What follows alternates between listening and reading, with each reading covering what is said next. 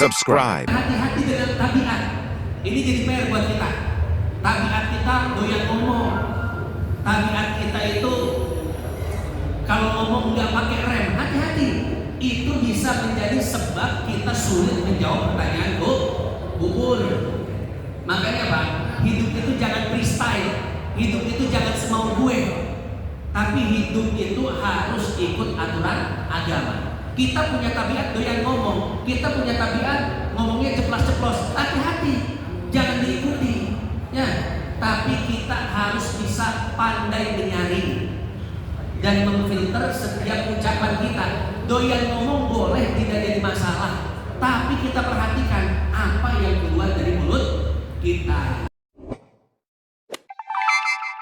Assalamualaikum warahmatullahi wabarakatuh. Bismillah walhamdulillah, wassalatu wassalamu ala rasulillah Muhammad bin Abdillah wa ala alihi wa sahbihi wa mawala. Qala ta'ala kullu nafsin dha'iqatul maut. Wa qala Nabi sallallahu alaihi wasallam kafa bil mauti wa'idho.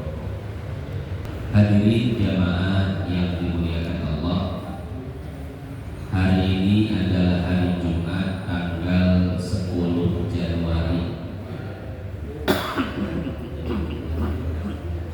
tahun 2025. Itu tanggal Masehinya. Adapun tanggal Hijriahnya, ternyata kita sudah memasuki tanggal 10 Rajab. Artinya apa? Artinya sebentar lagi kita akan memasuki bulan suci Ramadan. Tidak sampai 2 bulan lagi ya, kita akan memasuki bulan yang sangat agung dan sangat mulia. Oleh karenanya, salah satu persiapan yang direkomendasikan para ulama yaitu memperbanyak istighfar. Karena kata para ulama, Rajabu syahrul istighfar. Bulan Rajab itu waktunya untuk memperbanyak istighfar. Nanti di bulan Sya'ban amalannya itu banyak-banyak bersolawat. Kata para ulama, wa Sya'ban syahrus sholat ala nabiyil mukhtar. Sya'ban itu adalah waktunya untuk memperbanyak sholawat. Wa Ramadan syahrul Qur'an. Sementara bulan suci Ramadan waktunya untuk memperbanyak membaca Al-Quran ya. Jadi di setiap bulan ada amalannya masih. Rajab memperbanyak istighfar, Sya'ban memperbanyak sholawat, dan Ramadan memperbanyak baca Quran. Salah satu amalan yang direkomendasikan di bulan Rajab ini adalah Allahumma arhamni, Allahumma gfirli warhamni wa tub alayya. 70 kali setiap selesai sholat fardu. Allahumma gfirli warhamni wa tub alayya, Allahumma gfirli warhamni wa tub alayya, Allahumma gfirli warhamni wa tub alayya. Kemarin saya dari rumah mertua saya. Di rumah mertua saya kan ada pondok pesantren. Ketika saya sholat maghrib berjamaah saat itu, maka selesai sholat maghrib, jamaah entah itu dari santri atau dari luar, karena masjidnya itu selain digunakan oleh santri, digunakan oleh warga juga. Jadi selesai sholat maghrib itu sama-sama Allahumma gfirli warhamni wa tub alayya, Allahumma gfirli warhamni wa tub alayya, Allahumma gfirli warhamni wa tub alayya. sebanyak 70 kali, ya, yaitu setiap selesai sholat fardu. Nah, jadi itu amalannya, ya, yaitu memperbanyak doa tadi setiap sholat fardu sebanyak 70 kali. Baiklah hadirin jamaah yang dimuliakan Allah, sekarang kita akan melanjutkan kajian kita pada kitab Hadis Syarhus Sudur yang dikarang oleh Imam As-Suyuti rahimahullah.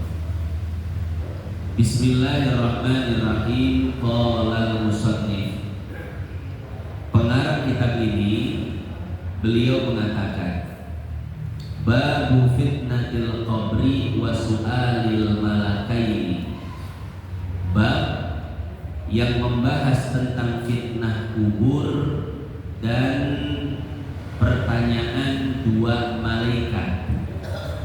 Yang dimaksud fitnah kubur adalah ujian di alam kubur. Jadi di alam kubur itu ada ujian, Pak. Yang diuji itu akidah dan keimanan kita. Karena boleh jadi ketika hidup di dunia seseorang berbohong tentang akidahnya, seseorang berbohong tentang keimanannya, karena lisan itu memang tak bertulang, pandai berbohong. Nah, ketika di dunia dia mengaku Islam, mengaku iman, mengaku berakidah, maka ujiannya itu nanti di alam kubur. Apakah pengakuannya itu benar? Apakah benar-benar dia beriman pada Allah? Apakah tidak? Nanti diuji di alam kubur. Siapa pengujinya? Yaitu al-malakani, dua malaikat yang bernama Munkar dan Nakir. Itu pengujinya, Pak. Kalau seandainya bisa menjawab pertanyaan dua malaikat tersebut, maka lulus ujiannya. Tapi kalau seandainya tidak dapat menjawab dua pertanyaan malaikat tersebut, maka gagal. Konsekuensi lulus, maka alam kuburnya akan diluaskan dan didesain seperti taman-taman surga. Jadi seolah-olah dia sudah masuk surga sebelum masuk surga yang sesungguhnya. Itu konsekuensi lulus ujian kubur, atau bahasanya fitnah kubur. Lalu bagaimana konsekuensi gagal ujian kubur, gagal menjawab pertanyaan Munkar Nakir? Maka kuburannya akan disempitkan, kemudian didesain seperti lembah daripada lembah-lembah neraka. Jadi dia seolah-olah sudah masuk neraka walaupun belum masuk neraka yang sesungguhnya. Nah, maka sangat penting kita bisa menjawab ujian-ujian di alam kubur sana, ya. Nah, oleh karenanya inilah urgensi kita membahas tentang kematian. Yang dalam konteks ini kita akan membahas tentang fitnah kubur, atau istilah lainnya ujian kubur yang akan diselenggarakan oleh dua malaikat, yaitu Munkar Nakir. Ya. Sebelum mencantumkan hadisnya, maka Imam Suyuti menjelaskan bahwa status hadis yang akan dibahas semuanya berstatus mutawatir, yaitu hadis yang sangat valid, karena setiap generasinya memiliki 10 informan, 10 periwayat atau lebih. Yang mana kalau hadis diriwayatkan oleh 10 orang atau lebih dari generasi awal sampai generasi penerima hadis, maka hadis tersebut mutawatir. Artinya secara logika, secara akal sehat tidak mungkin bohong, ya. Qad tawataratil ahadits bidzalika muakkada. Ada hadis mutawatir yang terkait dengan fitnah kubur. Ini Bapak sekalian, kalau pengen melihat hadis-hadis yang mutawatir, itu bisa beli kitab yang berjudul Al-Azhar Al-Mutanathirah Fil Akhbar Al-Mutawatirah. Itu karangan Imam Suyuti, Pak Haji. Jadi di kitab itu Imam Suyuti mengumpulkan hadis-hadis mutawatir, baik terkait akidah, ubudiyah, muamalah, munakahah atau yang lainnya. Jumlah hadisnya tidak banyak, hanya berjumlah 113 hadis. Tapi kemudian seorang ulama dari Maroko yang bernama Syekh Abdul Aziz Al-Gumari, beliau menambahkan hadis-hadis mutawatir dalam kitab tersebut sehingga berjumlah 289 hadis, ya.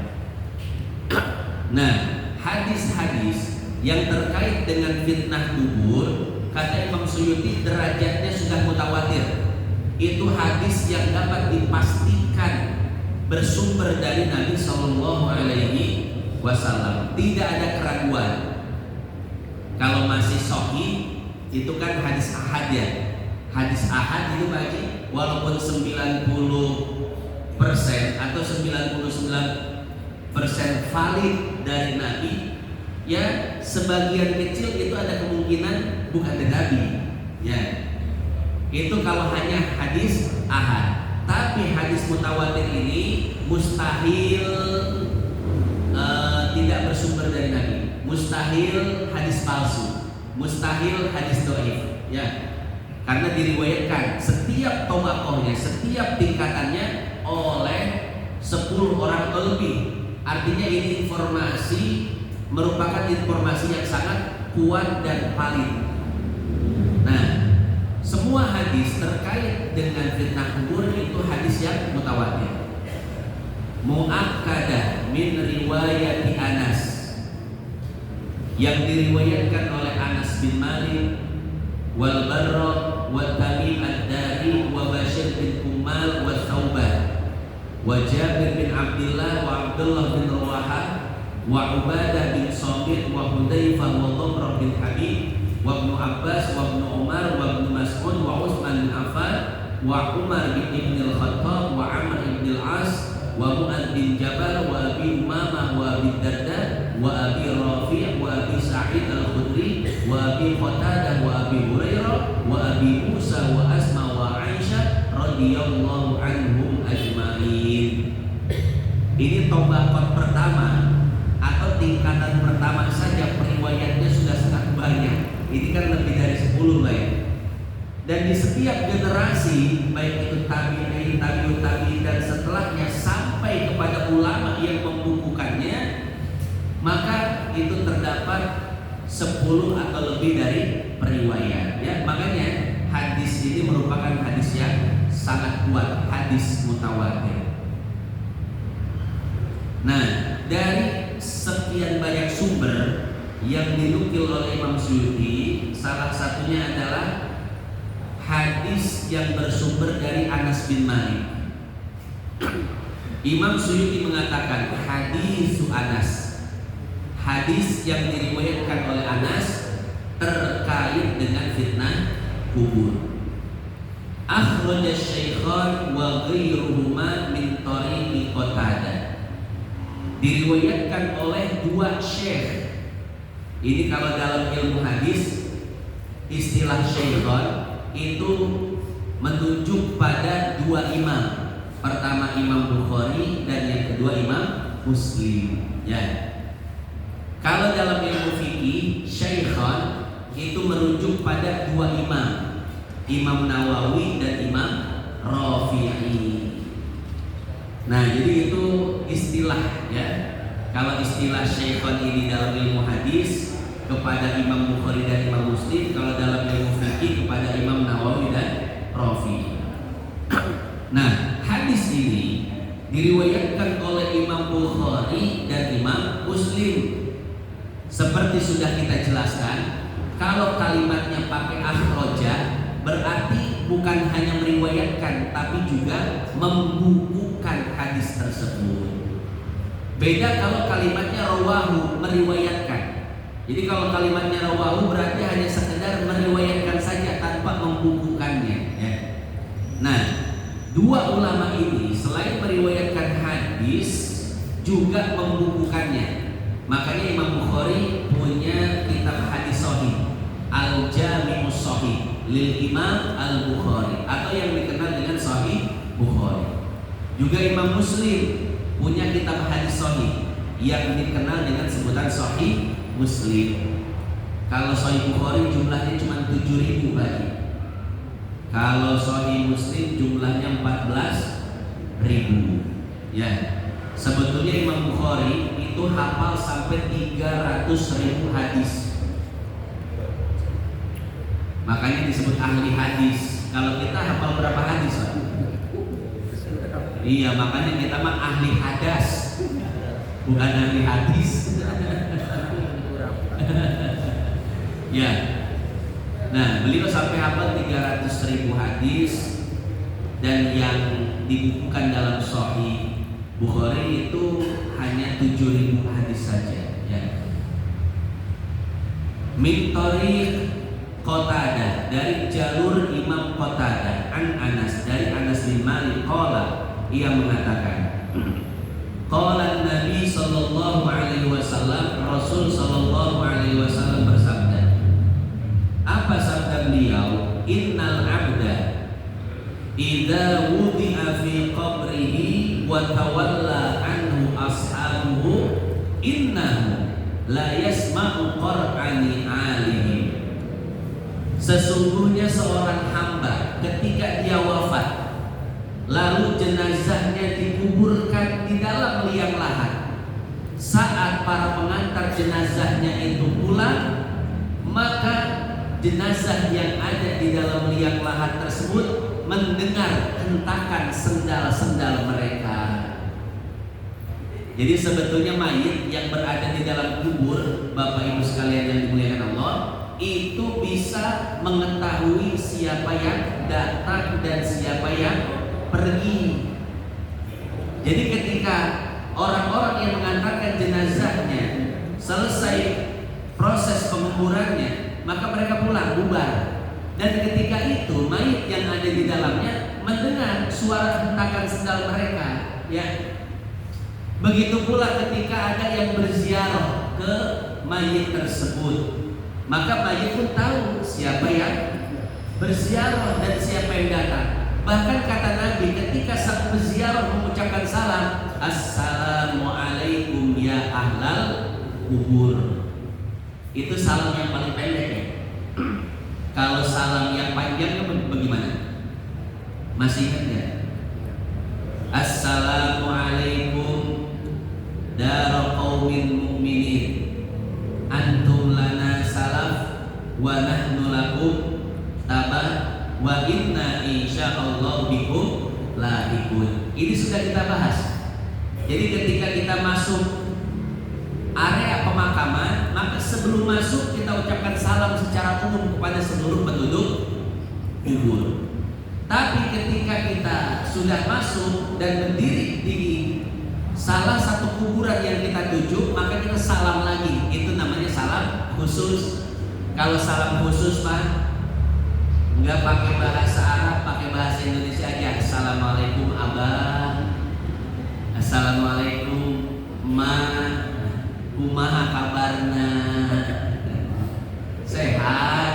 Nah, ini supaya pakai sehat. Sehat masih ada, kumaha sehat. Ya.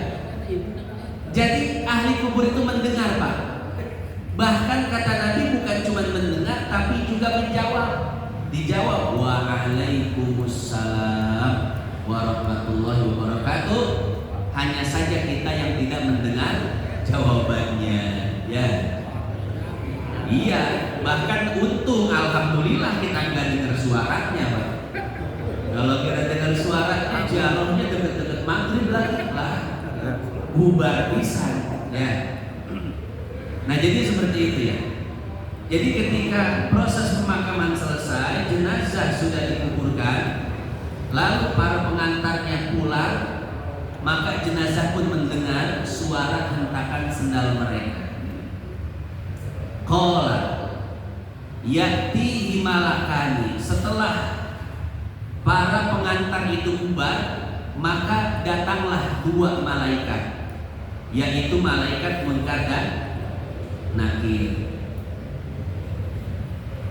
Fayu'idanihi, kemudian Munkar Nakir mendudukan jenazah tersebut. Jadi jenazah kan ketika dimasukkan ke dalam liang lahat posisinya bagaimana? Rebahan kan, tidurannya sambil menghadap kiblat. Nah kemudian ketika Munkar Nakir datang, maka jenazah itu dibangunkan, diperintahkan untuk duduk. Wahai hamba Allah, hendaklah engkau duduk. Akhirnya dia pun duduk seperti ini. Pak Ustadz, bukannya liang lahat itu sempit? Iya sih, secara kasat mata sempit. Cuman di alam sana itu diluaskan oleh Allah Subhanahu wa taala. Pokoknya itu mau urusan Allah dah, gak usah dipikirin ya. Nah, didudukkanlah jenazah ini, fayaqulani lahu. Maka Munkar Nakir pun mulai menginterogasi jenazah tersebut, ingin memvalidasi akidahnya. Kira-kira akidahnya benar gak nih orang?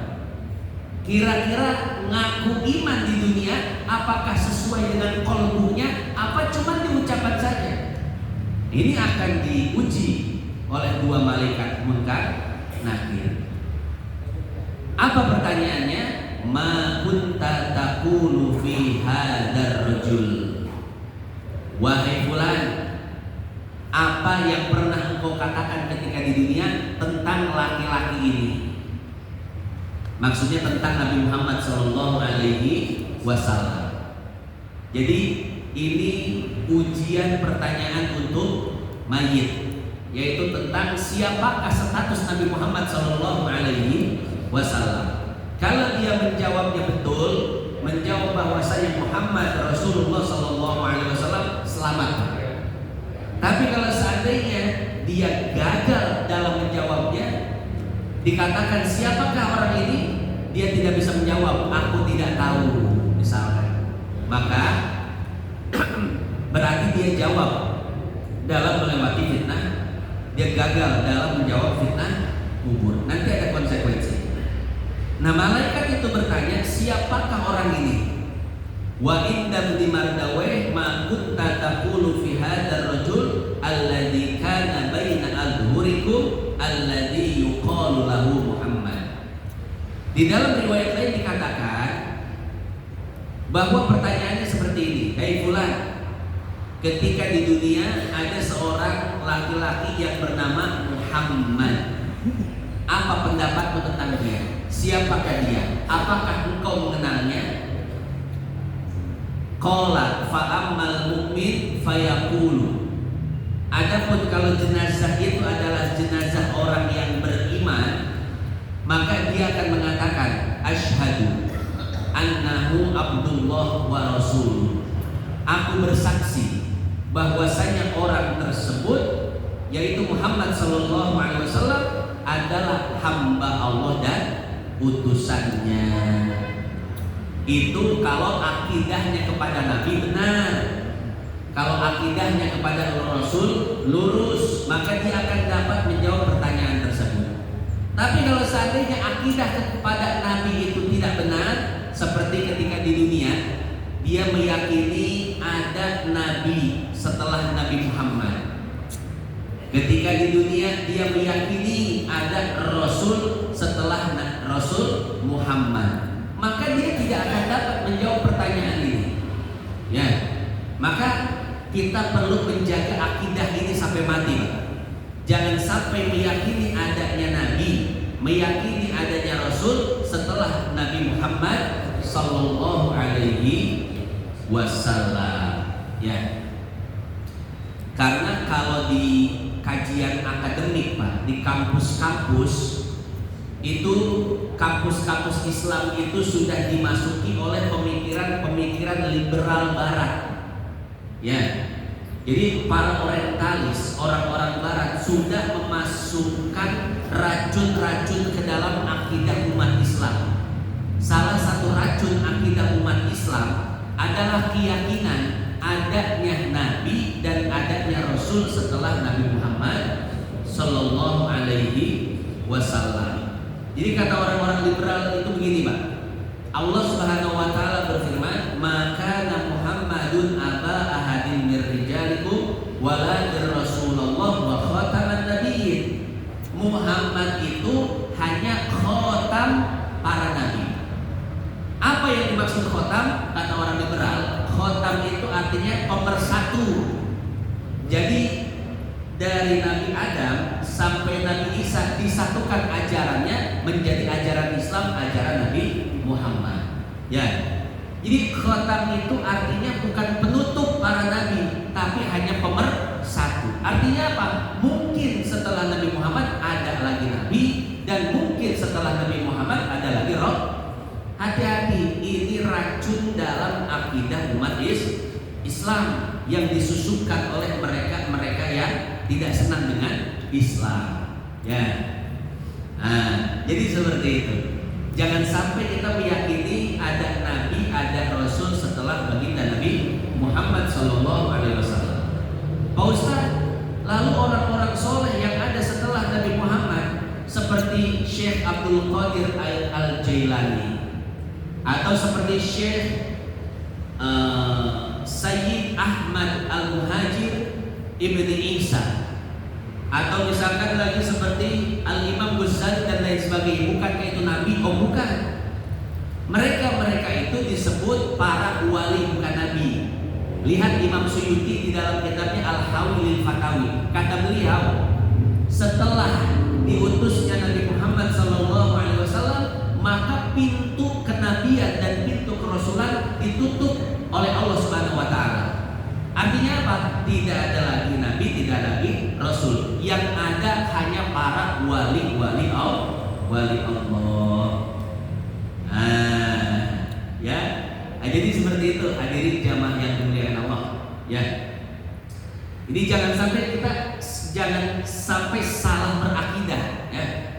Jadi dalam berakidah itu harus benar-benar berguru kepada orang yang paham Al-Quran dan paham hadis, dan jalur sanad keilmuannya itu jelas sampai kepada Rasulullah Shallallahu Alaihi Wasallam. Ya, ini hati-hati, jangan sampai kita mengambil akidah itu dari orang yang tidak paham Al-Quran dan tidak paham hadis. Hati-hati sesat, Pak. Kalau masalah dunia sih gak jadi masalah ya, sesat-sesat dikit. Ini akidah masalahnya akan dibawa ke akhirat nanti. Jangan sampai salah dari sekarang. Ya. Nah, jadi kalau kita ingin mengambil akidah, ya tadi kuncinya kita nih diajarin sama siapa. Maka kita teliti dulu orang yang mengajarkan kita ini sanad keilmuannya kemana. Dia pernah belajar di mana, pesantrennya berapa puluh tahun. Kita harus tahu. Jangan sembarangan. Walaupun ada orang labelnya ustadz, mungkin labelnya tokoh agama, bisa nyembuhin orang, begini begitu, banyak didatengin orang. Ya, tapi harus hati-hati ketika mengambil akidah. Ketika mengambil akidah, kepercayaan, maka kita cross check dulu, cek dan recheck. Ini orang akidahnya dari mana? Bikinan sendiri atau memang ada sanad jalur keilmuannya, ya. Nah, jadi seperti itu. Nah, kalau saya, Pak, jalur keilmuannya baik fikihnya, akidahnya, ya, atau yang lainnya, itu saya akidah tentu sama dengan Bapak sekalian, akidah Ahlus Sunnah wal Jamaah, yaitu akidahnya Imam Asy'ari yang disebut dengan Asy'ariyah, ya. Atau juga Ahlus Sunnah wal Jamaah ada versi lain, yaitu akidah Imam Al-Maturidi. Ini masih murid Imam Abdul Hasan Al-Asy'ari, ya. Nah, saya punya guru Al-Habib Salim bin Abdullah bin Umar Asy-Syatiri. Nah, kemudian Al-Habib Salim bin Abdullah bin Umar Asy-Syatiri punya guru namanya Sayyid Alwi bin Abbas Al-Maliki. Nah, Sayyid Alwi bin Abbas Al-Maliki itu mufti Mekkah di zaman itu, ya, ahli hadis beliau, akidahnya jelas sampai kemana? Bersambung kepada Al-Imam Abul Hasan Al-Asy'ari. Al-Imam Abul Hasan Asy'ari berguru kepada murid-muridnya Imam Syafi'i dan Imam Ahmad bin Hambal.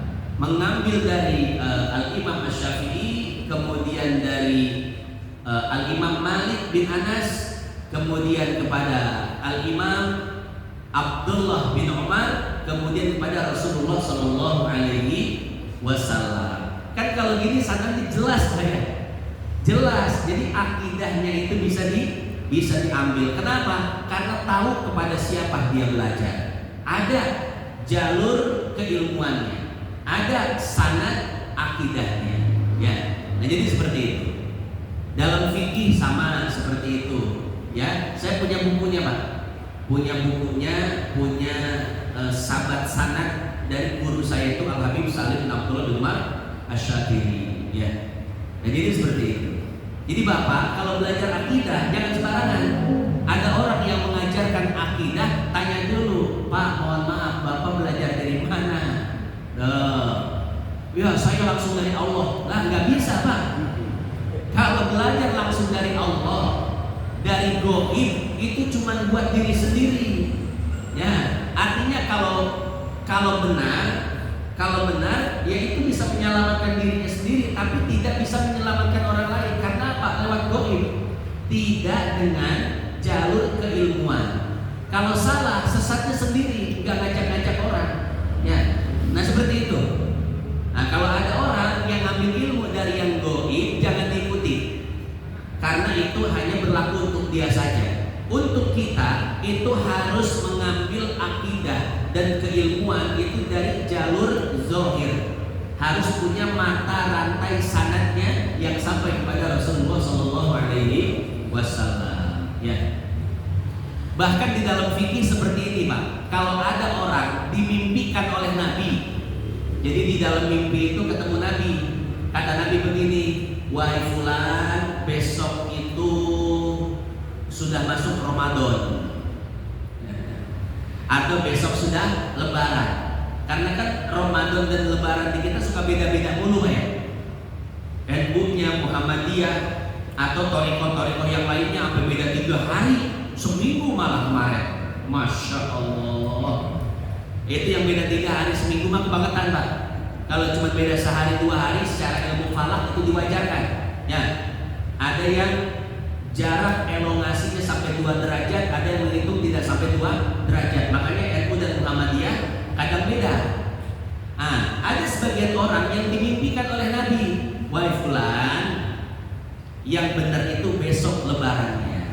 Nah, kata para ulama fikih, kalau seandainya seseorang dimimpikan oleh Nabi dan diberitahukan kapan Idul Fitri, maka hukum itu hanya berlaku untuk dia, tidak boleh disebarkan kepada orang lain. Ya.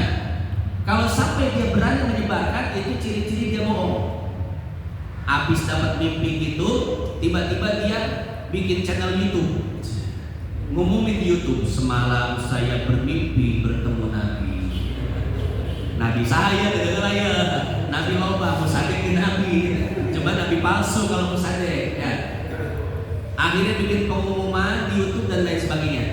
Ini hati-hati Pak. Kalau ada orang yang suka bicara goib, ya, di hadapan banyak orang, itu ciri-ciri tukang bohong.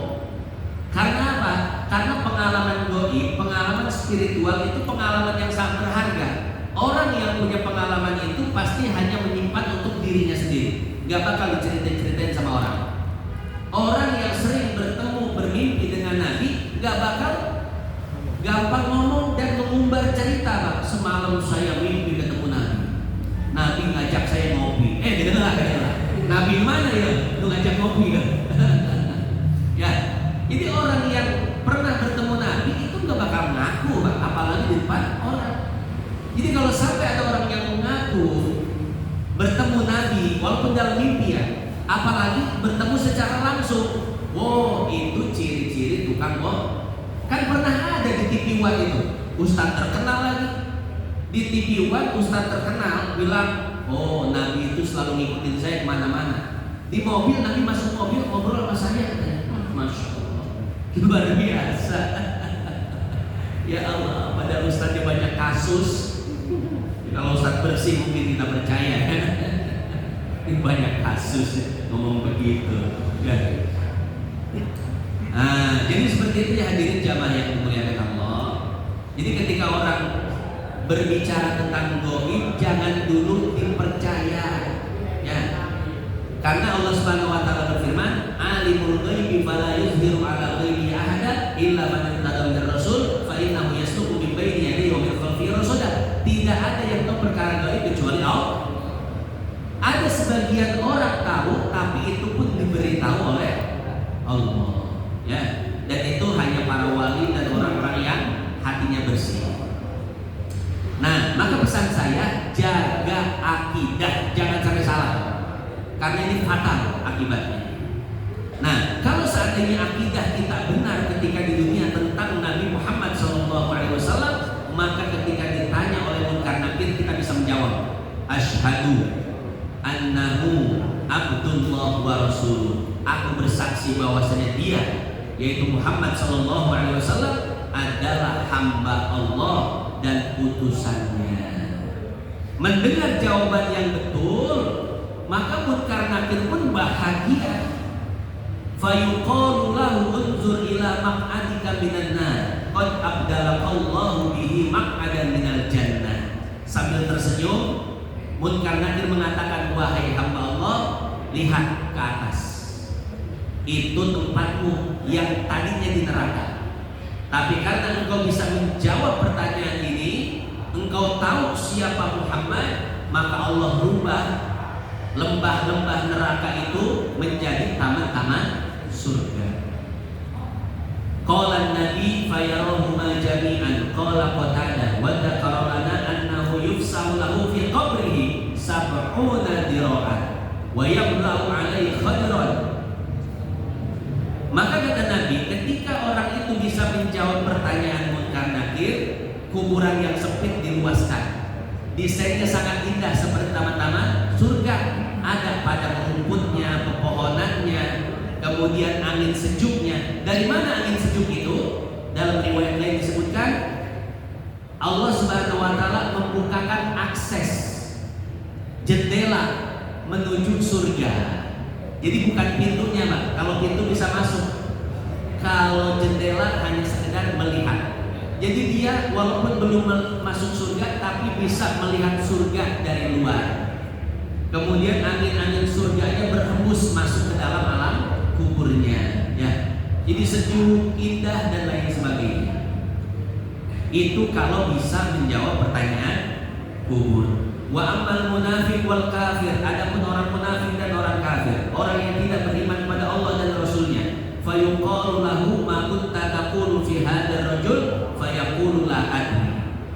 Ketika ditanya oleh munkar nakir siapakah lelaki ini, siapakah Muhammad, maka mereka mengatakan la adri, aku tidak tahu. Mungkin kalau yang menjawab lisannya apa bisa bohong. Dia akan menjawab, oh itu Muhammad, Rasul saya, Rasul terakhir. Padahal akidahnya tidak mengatakan seperti itu, Pak. Akidahnya meyakini ada Rasul lain, ada Nabi lain. Lisan mungkin berbohong, tapi ketika itu yang menjawab bukan lisan, akan tetapi amal perbuatan. Ya, yauma nakhtimu ala afwahihim wa tukallimuna aydihim wa tashhadu arjuluhum bima kanu. Surat apa itu? Surat Yasin. Dan ayat ini pernah disenandungkan, dinyanyikan oleh almarhum Chrisye. Almarhum Chrisye, Pak, ketika mensenandungkan ayat ini dan rekaman, itu rekamannya gagal mulu. Kenapa? Karena setiap di tengah senandung, di tengah nyanyian beliau nangis, gagal rekamannya. Akhirnya didiemin dulu. Ayo ulang lagi rekaman. Ketika nyanyi lagi, nangis lagi, gagal lagi. Dan itu sampai beberapa kali rekaman baru jadi. Kenapa? Karena maknanya sangat dalam. Apa nyanyi? Akan datang hari mulut dikunci, kata tak ada lagi. Gitu kan? Apa lihat lagi?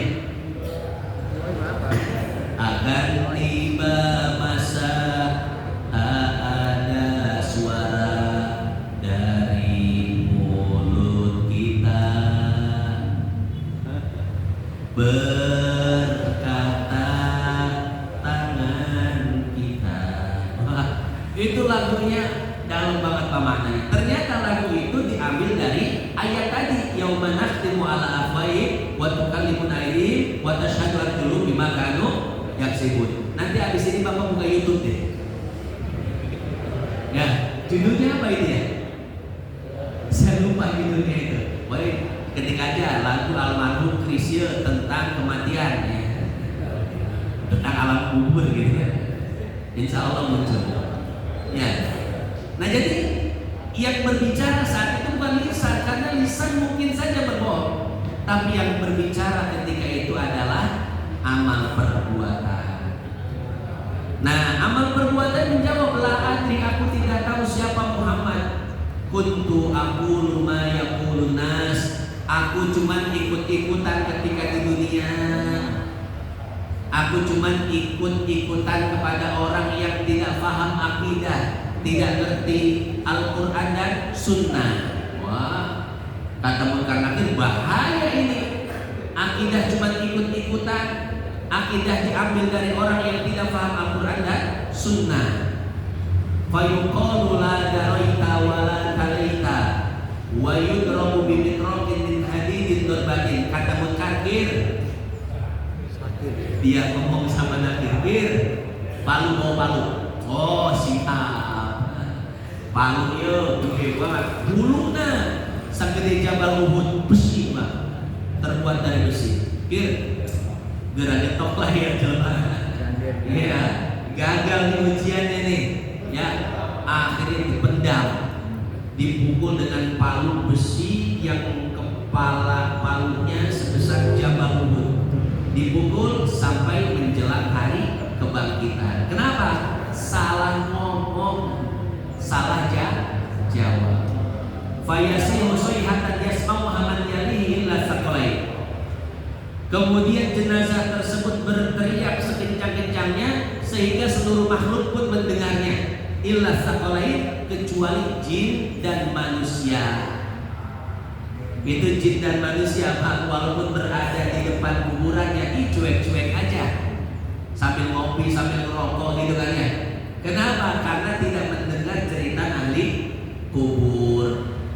Andai manusia dan jin mendengar cerita ahli kubur, maka niscaya mereka tidak akan bisa menikmati hidup di dunia. Gak akan lagi nafsu makan, gak akan enak tidur. Diajak ke trail pagi, ngetrail dulu kan bunga hasil pakai. Ya, nggak mau goes lagi Pak, nggak mau udah, ke puncaknya udah nggak mau. Ya, ke Bandung Pak udah nggak mau. Kenapa? Mendengar cerita yang sangat histeris dari ahli kubur.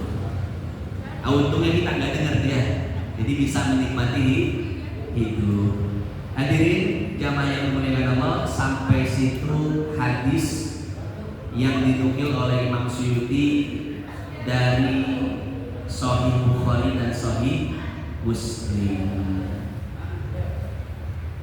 Nah, ini minimal kita bisa ngejawab Pak ya. Minimal bisa. Jadi batasan kita bisa menjawab itu udah minimalis banget, jangan sampai gagal menjawab. Sebagian orang soleh itu Pak bukan cuma bisa ngejawab, bisa nanya balik sama malaikat. Seperti Al-Imam Yazid bin Harun. Ini diceritakan di dalam kitab Siyar A'lamin Nubala karangan Imam Az-Zahabi. Juga dinukil di dalam Tadhkirul Baji oleh Imam Al-Qurtubi. Jadi Imam Yazid bin Harun ini ahli hadis, gurunya Imam Ahmad bin Hanbal. Ketika beliau wafat, di dalam kuburnya ditanya oleh Munkar Nakir, wahai hamba Allah, man rabbuka, siapa Tuhan? Wa man nabiyuka, siapa nabimu? Ditanya. Kemudian Imam Yazid bin Harun bukannya menjawab, tapi malah balik ngomel. Apa kata Imam Yazid bin Harun? Hei Munkar Nakir, itu pertanyaannya ketika di dunia saja saya tahu jawabannya. Ya, saya bukan cuma tahu pertanyaannya, jawabannya saya tahu. Bahkan jawabannya ini ketika di dunia saya sudah ajarkan kepada murid-murid saya. Sekarang kau nanya itu lagi, emang nggak ada pertanyaan lain? Kata malaikat, galak amat ini orang. Akhirnya lapor pada Allah, ya Rob, ini ada hambamu yang model-model begini lagi nih. Dulu Umar bin Khattab, kita mau nanya malah diusir. Kemudian si Bawaih, ya, si Bawaih ini selanjutnya. Si Bawaih dia ditanya pertanyaan kubur malah nanya balik. Itu kedudukannya apa, ilmunya apa, nahunya apa, soroknya apa.